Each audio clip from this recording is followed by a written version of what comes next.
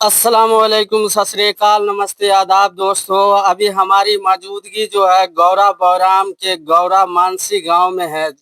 गौरा मानसी वो गांव है, इनका एक इतिहास है कि गौरा बौराम का जो शुरुआत है यहीं से हुआ था। और जहां तक राजनीतिक की बात है, महावीर प्रसाद की राजनीतिक जो है यहीं से शुरू हुआ था। और इसी गांव में आए हम, जा रहे थे रास्ते से, तो रास्ते में गांव का स्थिति देखकर हमको यहाँ पर कुछ लोग बैठकर राजनीतिक पर चर्चा कर रहे थे, तो हमने सोचा कि इनसे बात किया जाए कि क्या लहर है इस बार।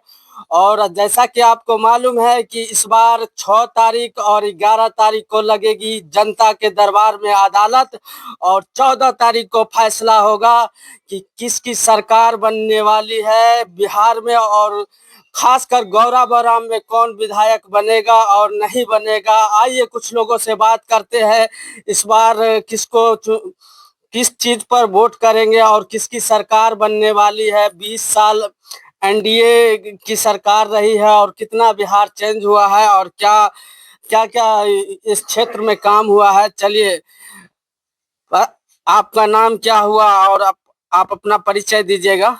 मेरा नाम संतोष कुमार सिंह हुआ। मेरा घर इसी गांव में हुआ। मैं राजनीतिक तो नहीं करता, लेकिन सामाजिक कार्य करता हूं। जो परिदृश्य यहाँ का, सबसे पहले आपके चैनल को धन्यवाद, और यहाँ जो सारे महानुभाव लोग बैठे हुए हैं उनको भी मैं अपने ओर से धन्यवाद दे रहा हूँ।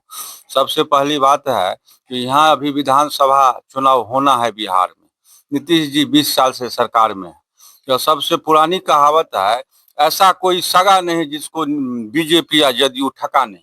हम भी सांख्यिकी स्वयं सेवक है, पंचायत अलॉटेड है, और हम लोगों ने कोई गलती नहीं किया। सिर्फ पैसा के लिए कहा जो हम लोगों को मानदेय बढ़ाया जाए। हम लोगों को पैनल निरस्त करके रोड पर छोड़े हुआ है। और तेजस्वी जी से सीखते हैं, जो मतलब नौकरी कहने का मतलब कैसे दिया जाए। जब तेजस्वी जी पिछला बार बोले कि हम इतना लोगों को नौकरी देंगे पहला कैबिनेट में, तो नीतीश जी बोले कि अपने बाप के घर से लाओगे। जब उनके साथ सरकार बनाए, नौकरी देना शुरू किए, तो चाचा जी उलट पुलट कर दिए। खैर वो तो देश लेवल की, स्टेट लेवल की बात थी। यहाँ आइए, यहाँ जो सवर्णा जिसको टिकट मिला नाव छाप से, सबसे पहले तो वो यहाँ वो टिकी नहीं, वो चली गई कहने का मतलब बीजेपी में।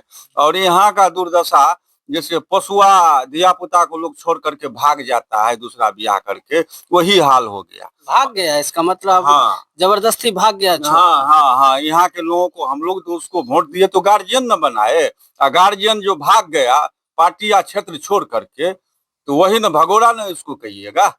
तो यहाँ का जो स्थिति है फिलहाल, गांव कोई भी होता है किसान का गांव होता है।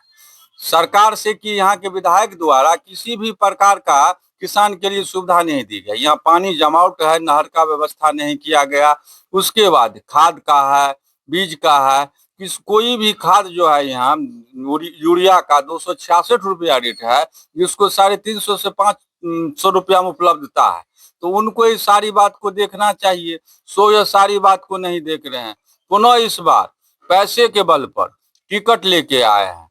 जो जनता रूठा हुआ है उनके वहां भी जाना उनका फर्ज नहीं बन रहा है। सिर्फ यही कह रहे हैं कि हम लोग तो पैसा से वोट खरीद लेंगे और जीतेंगे। आपका कहना है कि किसी क्षेत्र में कुछ नहीं किए। किसी क्षेत्र में देखिए, केंद्रीय मंत्री शिवराज सिंह चौहान को बुलाए हैं अपने क्षेत्र में और सौगात पर सौगात दे रहे हैं। इस पर आपका क्या कहना है?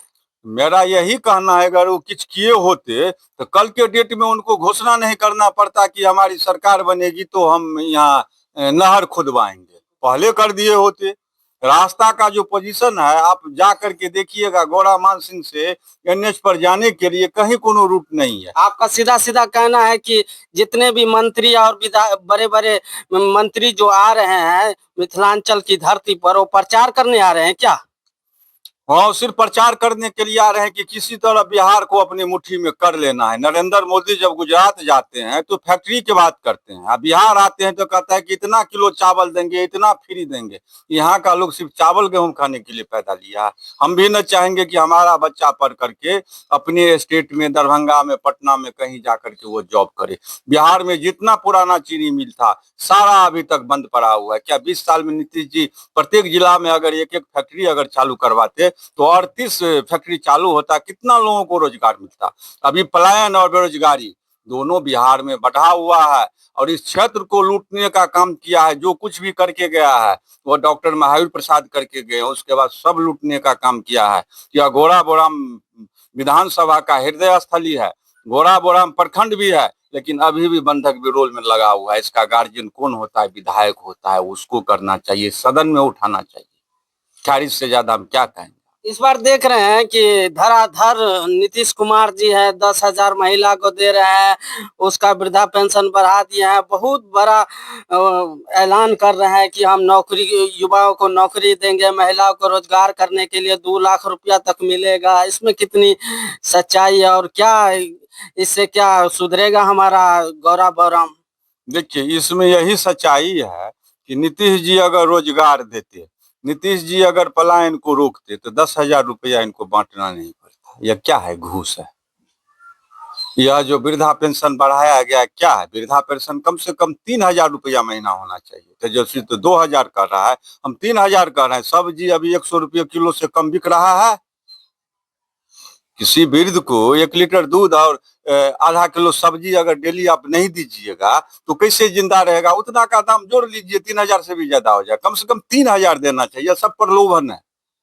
कुर्सी इनकी हिल चुकी है। हम भी यहाँ वोट के लिए दे रहे हैं क्या? हाँ, वोट किसी तरह प्रलोभन। वो देख रहे हैं कि हमारा कुर्सी डगमगा गया है। हमने कहा ना, ऐसा कोई सगा नहीं जिसको जदयू बीजेपी ठका नहीं। मोदी के नाम पर कोई नहीं आने वाला है। मोदी के नाम पर वोट कीजिए, जीतिए। आपको तो मंदिर मिल गया, आपको आपके जात का जीत रहा है तो आप उनको सपोर्ट कीजिए। नहीं समझे, जात पात बाद में है, सबसे पहले है क्षेत्र का समस्या और पेट हमारा कैसे चलेगा। सुजीत जी जो कह रहे हैं वो होने वाला यहाँ नहीं है, क्योंकि नीतीश जी जो चाह रहे हैं कि जब ठग करके वोट ले ले, वो होने वाला नहीं है। क्योंकि वो बेरोजगारी पर कोई किसी भी तरह का काम ही नहीं किए। यहाँ जो शिक्षा में जो कुछ बहाल भी किए हुए हैं तो दूसरे जगह से लोगों को आए हैं। हम भी तो कहे कि शिक्षित बेरोजगार हैं। सरकार द्वारा हम भी परीक्षा जो लिया गया सांख्यिकी स्वयं सेवक का, उसका एक ही उद्देश्य था कि गांव में हर प्रकार का गणना करना है। किसी प्रकार का यहाँ गणना नहीं हो रहा। हम लोगों को पैनल निरस्त करके रोड पे बिठाया हुआ है। अगर वो नौकरी देते तो हम लोगों को ज्वाइनिंग लेटर दे न देते। हम लोग बैठे हुए हैं और सांख्यिकी स्वयं सेवक का मामला पत्रकार हैं, तो पूरे बिहार में इस बात की चर्चा है। तो आपका सीधा सीधा कहना है कि ठगने का काम किया? हाँ, ठग रहे हैं। चलिए युवा से बात करते हैं। युवा का बहुत चर्चा होता है, चाहे प्रशांत किशोर हो, तेजस्वी यादव हो, चाहे चिराग पासवान हो, हर कोई युवा को लेकर बहुत